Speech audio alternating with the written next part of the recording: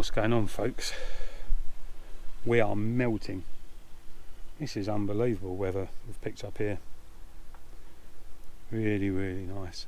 So about to go for another walk back into town. You've seen a bit of the town, we won't bother filming anymore, but what I do want to say is highly recommend coming here and using this park up. For £5, like I said earlier, you've got the amenities of the village just there, and it's just a little walk to the Camelot hotel. Just the other side of that is the castle.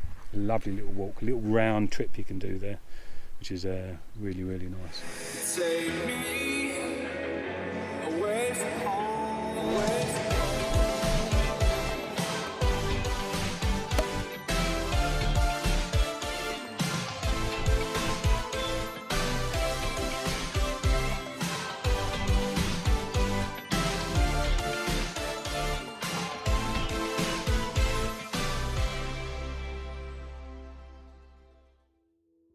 So, it's warm, we're thirsty, and we need to go for another drink. Yes, we do. Come on in, legs. I don't get that excited. Wow. Good?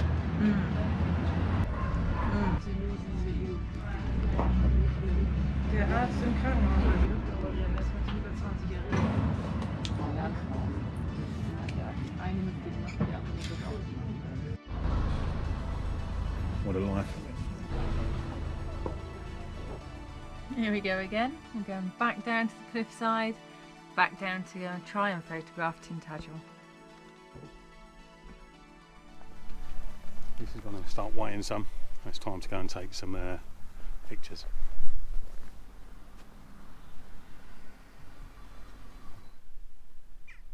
It's quite a nice walk if you go down to the castle and then you do a loop back up to the main village.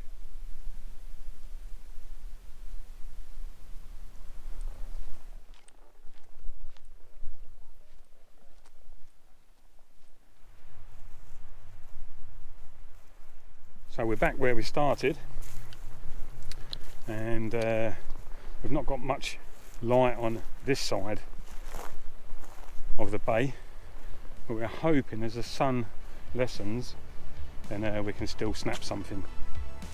So we're just going to sit and wait it out for a bit, I think. Okay.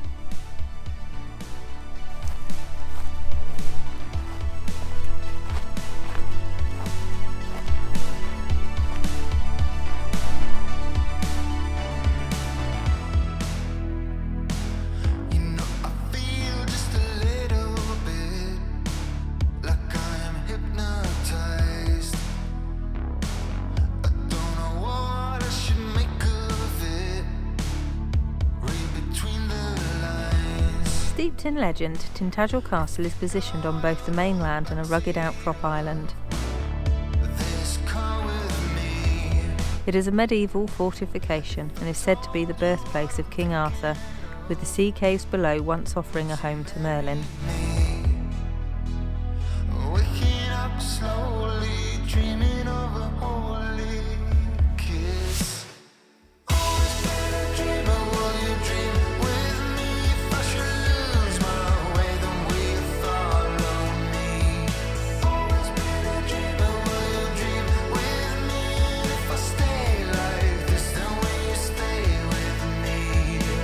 Access to the island is via the Tintagel Castle Bridge and costs £21 per adult, or free if you're English Heritage members.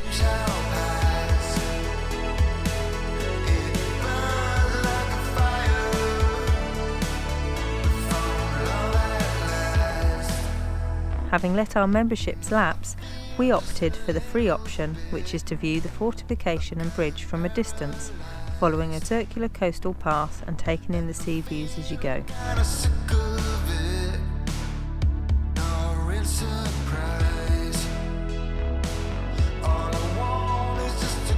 Tintagel has been a welcome surprise for us, a well-equipped village opening its arms to camper vans with clean, affordable parking and clean, easy access toilets in the village centre.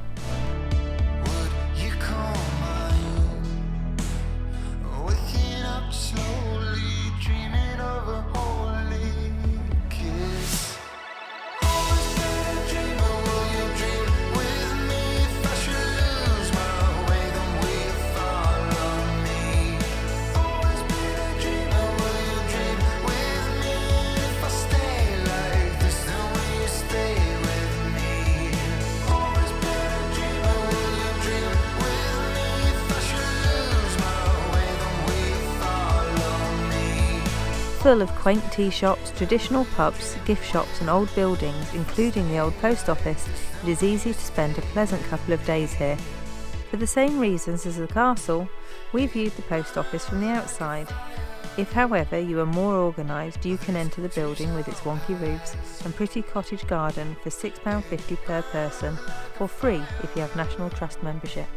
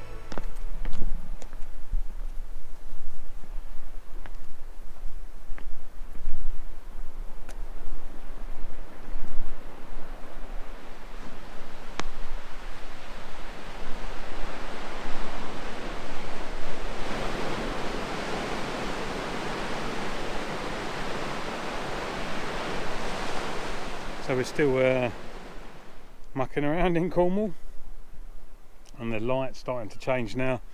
It's starting to get to that golden hour. Probably won't be too much to photograph that way towards the castle, but this coastline here is going to be really vibrant and start popping, which will be nice. Well, I've got to say, guys, what a pleasant day. We didn't get the picture that we wanted, I'm sure, but it's just been a real nice day, just being out and about. Claire's just packing all her stuff away now. I've had a great day, it's been really nice. So yeah, a bit of sort of touristy stuff, a bit of photography, absolutely perfect. Yeah, it's just been a real pleasant day, and the weather's been real kind to us. It has dropped a bit in temperature now. It's a great spot for £5 a night, guys. It's not wild camping, that's for sure, but you will find it hard to wild camp here. You can always park up on the side of a road, but what I'm saying is that for the locations and the park ups that me and Claire like, they're just not there. As Claire described earlier, narrow roads, lots of farmland, cliffs and hedges. That is Cornwall. Beautiful Cornwall. So for £5 a night, I'm quite happy to pay that and be in the very touristy place. So whoever's filled that is, thank you ever so much. That is really helpful. Oh, back to the van. Yep, backpack's on. Just. So we're back in the van. That was a lovely day, like I said, down the actual coast there. Really nice. Tomorrow we're going to head to another photographic location, hopefully, but again, I've already looked on the map and the parking is really restricted down there, so that's going to be a bit of a bugger. And the other thing we're doing now is contemplating whether to go to the pub for a drink. Do you fancy beer down the pub? Yep. Let's go to the pub for a drink. We'll see you in the morning at some point.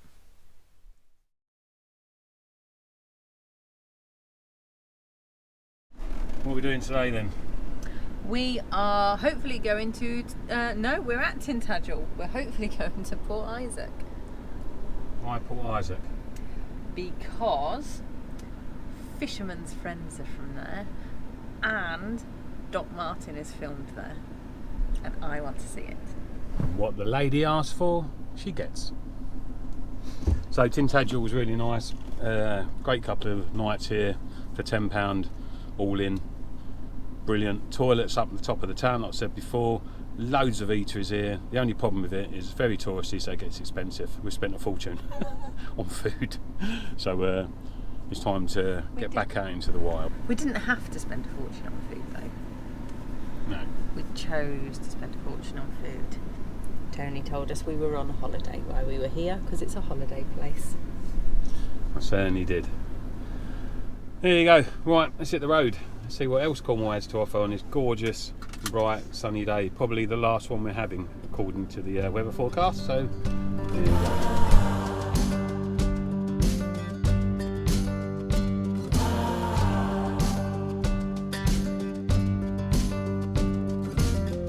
When you moved out, your mother said, if you give love, you get love in return. If you only knew you had so many bridges left to burn.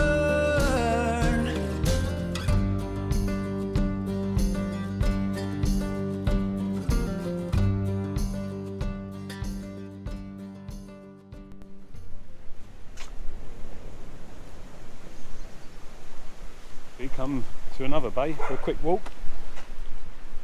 Seagull rock in the background.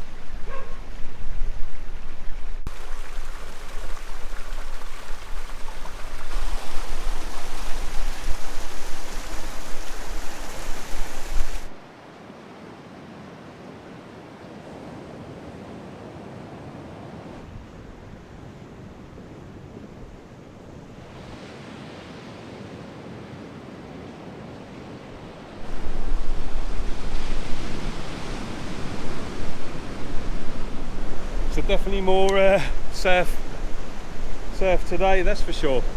This is a stunning little bay. It's got lifeguards here and everything, so it's very popular, it must be.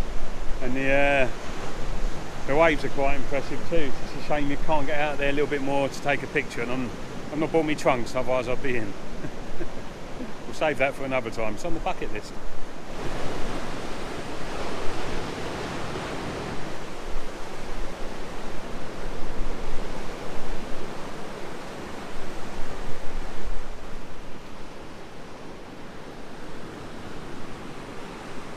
The amount of mussels around this region.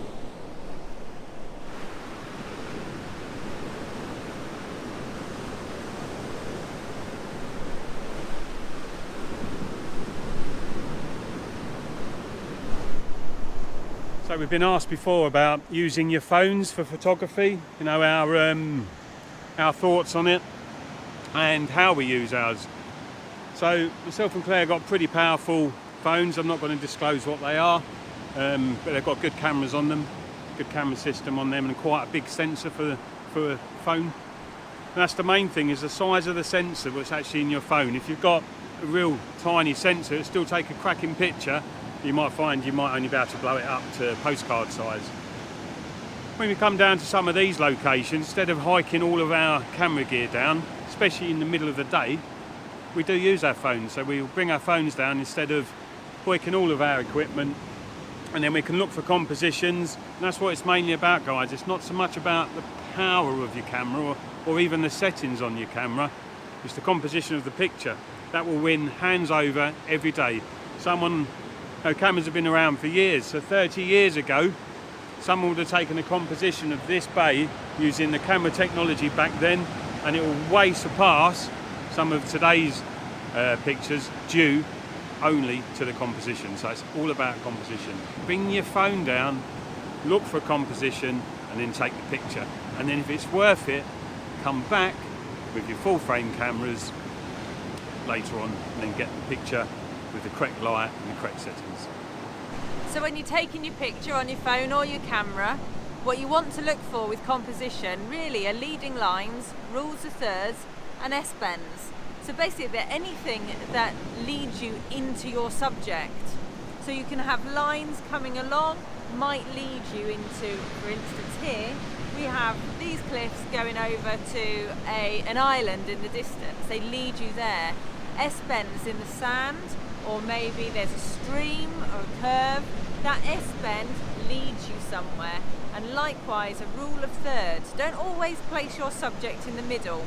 Place it to the left or to the right, slightly up, slightly down, yeah, but on that third line.